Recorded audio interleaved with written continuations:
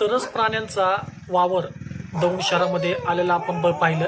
आम्ही 2 वेळा ते व्हिडिओ देखील टाकले, तरी देखील वन विभागाच्या अधिकाऱ्यांनी कोणतीही कारवाई केली नाही। मात्र काल सिद्धार्थनगर आणि काही वन विभागाचे जे मित्र आहेत, सर्पमित्र असेल, प्राणी मित्र असेल, त्यांनी सर्वांनी वन विभागाच्या अधिकाऱ्यांवर दबाव टाकला। त्याच्यानंतर वन विभागाच्या अधिकाऱ्यांवर दबाव टाकल्यानंतर आम्ही देखील न्यूजच्या माध्यमातून त्यांच्यावर दबाव टाकला।